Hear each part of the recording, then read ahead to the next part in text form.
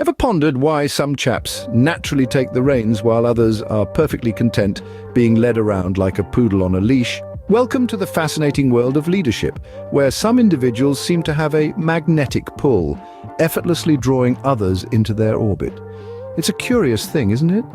Some folks are born leaders, striding confidently into the unknown, their heads held high, while others are more than happy to trot along, following the leader, much like a well-behaved poodle on its afternoon walk. Now, don't get me wrong. There's nothing wrong with being a follower. In fact, without followers, leaders would just be lone wolves howling into the wind. But let's be honest, isn't it far more exciting to be the one calling the shots? Imagine, if you will, a group of lads out for a night on the town. There's always that one chap who seems to know exactly where to go, what to do, and how to keep the party going. He's the bloke everyone turns to when they're not sure what to do next. He's the leader. The rest? Well, they're the poodles, happily trotting along, enjoying the ride. And then there's the work scenario.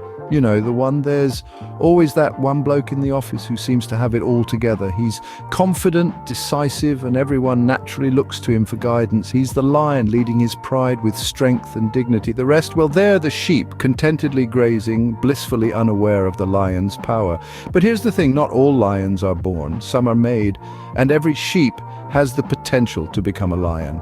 Leadership isn't about power, it's about influence, about inspiring others to follow your lead. Not because they have to, but because they want to. So ask yourself this question: are you content being a follower, being led around like a poodle on a leash, or do you aspire to be a leader, to be the lion leading your pride? So, are you a majestic lion leading your pride, or are you more of a sheep happily following the herd? Let's take a stroll down memory lane. The leaders, the followers, and the downright confused. Picture this. Winston Churchill, puffing on his cigar, navigating Britain through the dark days of World War II. His speeches, oozing with determination and grit, inspired an entire nation. But do we remember his tea-boy, Alfred? Alfred, who made the perfect cuppa that fueled Churchill's late-night planning sessions? Nope, we don't. Alfred's invaluable contribution to the course of history is sadly lost in the annals of time. Now let's cross the Atlantic and time travel to the 60s. There we find Martin Luther King Jr., leading the civil rights movement, his dream shaking the world. But have you ever heard of Harold, King's pet goldfish? Harold, who listened to King's speeches in their early drafts, providing silent but unwavering support? Again, no, poor Harold, swimming in obscurity while King is celebrated as a hero. And let's not forget Alexander the Great, who conquered most of the known world before he was 30. His horse Bucephalus carried him through countless battles. But does Bucephalus get a shout-out for his tireless service? Nada. Zilch. The horse didn't even get a medal. Talk about being taken for granted. So, why do we remember Churchill, King, and Alexander, but not Alfred, Harold, or Bucephalus? It's simple. We remember the leaders, those who dared to take the reins and guide us into the unknown, the followers. However important their roles might have been, get sidelined. It's not fair, I agree. But that's just how the cookie crumbles, folks. So remember, there's no glory in being the tea-boy, the goldfish, or the horse. Aspiring for leadership is not just about the prestige or the power. It's about making a lasting impact, about leaving a legacy that outlives the fleeting memories of those who merely followed.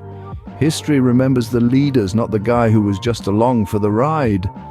Remember when you were a kid and you were either the one leading the pack or the one eating dust? Those were the days, weren't they? The playground, our first taste of the real world, where the first seeds of leadership were planted. Think back to those childhood games. Remember King of the Hill? There was always that one lad who'd scramble to the top, bravely fending off all attackers. He wasn't necessarily the biggest or the strongest, but boy, did he have the heart of a lion. That's leadership right there in its most primal form. And then there were the school projects, you know, the ones where you'd get lumped with a bunch of classmates and had to somehow produce a coherent presentation. There was always one chap who'd rise to the occasion. He'd orchestrate the chaos, delegate tasks, and somehow, despite all odds, you'd end up with a project that didn't completely embarrass you in front of the class.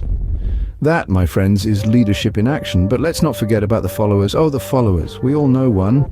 They're the ones who'd get lost in a roundabout, the ones who'd blindly follow the GPS into a lake. You'd tell them to jump and they'd ask how high before they even left the ground, all in jest, of course, no harm meant.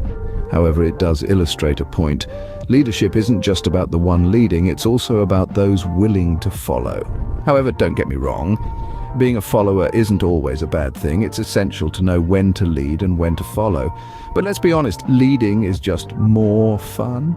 Isn't it? The thrill of making decisions, the satisfaction of seeing your plans come to fruition, the joy of rallying your troops and leading them to victory, or in the case of dodgeball, not being the last one picked. Nobody wants to be the last one picked in dodgeball, do they? So remember, gents, whether it's in the playground or in life, we're all born leaders in our own right. It's just a matter of finding our hill to conquer. Ever noticed how a single tweet can cause a Twitter storm? That, my friend, is the power of influence. Now let's dive deeper into this sea of influence. It's like the wind, invisible yet powerful, capable of pushing even the largest of ships towards its destination. In the realm of leadership, influence is the wind that propels the ship of followers.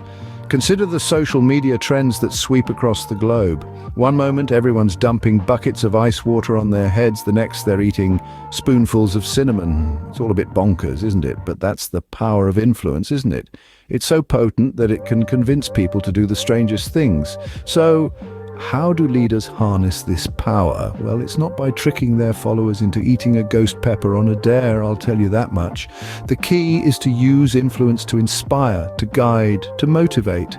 It's about leading by example, showing others the path to success and encouraging them to follow. Think about it. You've probably had that one mate who always seems to know the best pubs, the best grub, and the best places to hang out. And without even realizing it, you find yourself following their suggestions. That's influence for you, and in the right hands, it's a powerful tool for leadership. But remember, with great power comes great responsibility.